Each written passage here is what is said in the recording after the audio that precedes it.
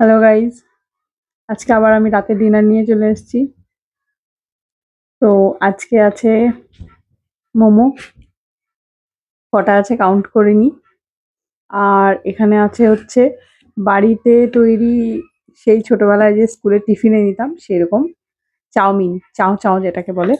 আর এখানে দু রকম চাটনি আছে, মিক্স করে নিয়েছি আমি, একটু কেচাপ আর পুরোটাই ঝাল চাটনি। তো শুরু করা যাক। প্লিজ আমার ভিডিও ভালো লাগলে শেয়ার করবেন, লাইক করবেন, কমেন্ট করবেন। আর আমার চ্যানেলটাকে অবশ্য করেই সাবস্ক্রাইব করবেন। আরো কিরকম ভিডিও দেখতে চাইছেন প্লিজ আমাকে জানাবেন কমেন্টে। চলুন শুরু করা যাক আজকের ভিডিও। আচ্ছা, মোমো দিয়ে স্টার্ট করি। Let's start.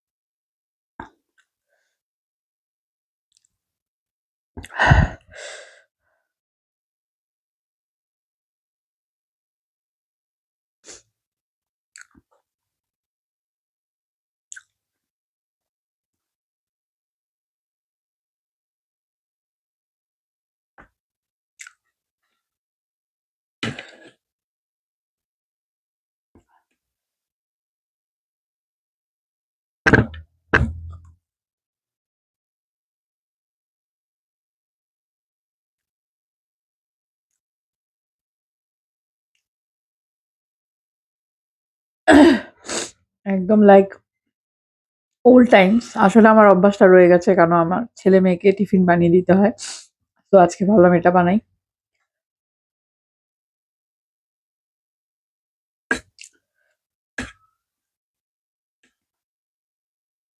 আমি মোটামুটি ভালোই রান্না করি। এটা আমার রিভিউ নিজেকে নিয়ে।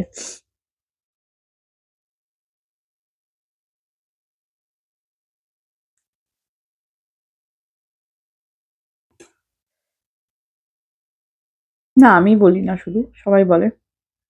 কখনো কখনো খারাপ, সেটা তো সবার দ্বারাই হয়। আমি তো মানুষ, পারফেক্ট না কখনোই, ইমপারফেক্ট তো সবাই।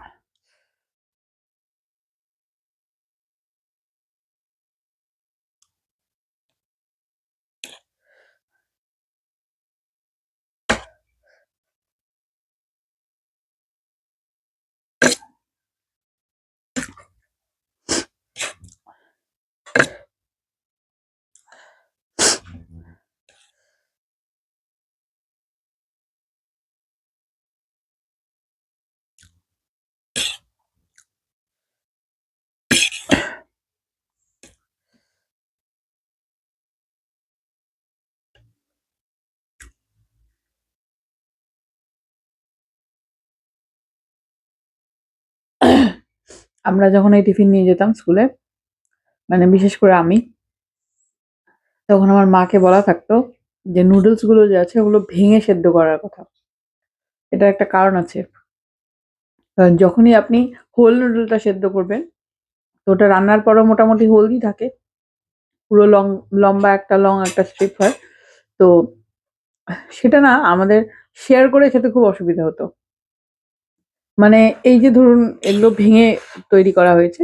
তো একটা বাইটে মোটামুটি একটা নরমাল পরিমাণ উঠলো।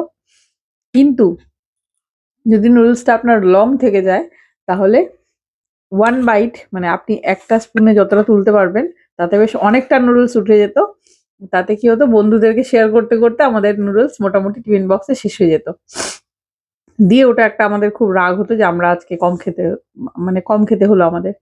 দিয়ে তারপর থেকে আমি বুদ্ধি করেছিলাম যে নুডলস গুলো মাকে বলল ভেঙে দিতে। তারপর থেকে ভেঙে বয়েল করতো মা। তারপর থেকে সবাইকে সঠিক পরিমাণ আমি শেয়ার করতে পারতাম। তারপর বাকিটা নিজে খেতাম আরকি।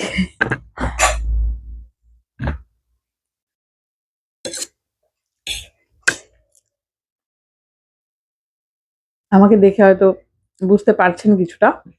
আর যদি না পেরে থাকেন তাহলে আমি বলে দিই, আমি একটা বিশাল মাত্রার ফুডি।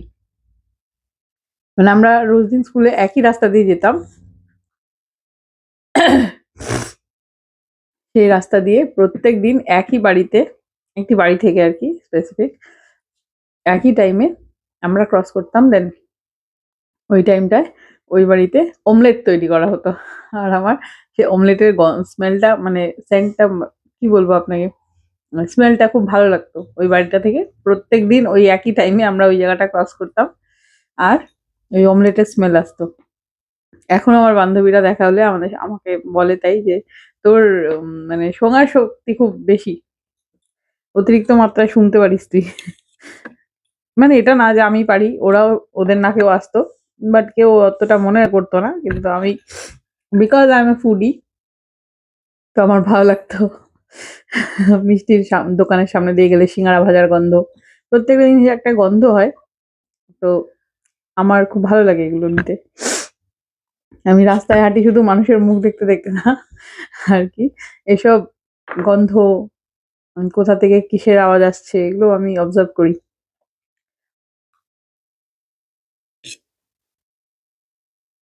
হুম, এখন আপনারা বলবেন নোংরা গন্ধ, অবশ্যই নোংরা গন্ধ পেলে তো রুমাল নাকে চাপা দিই।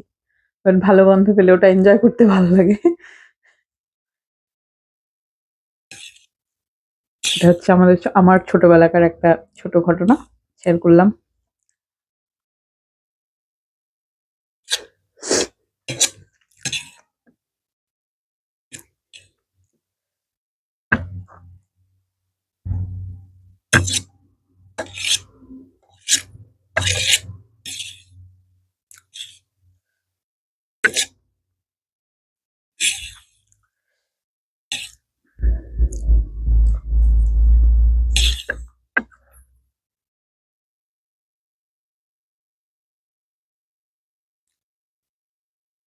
দেখ ভালো করে দেখে নে।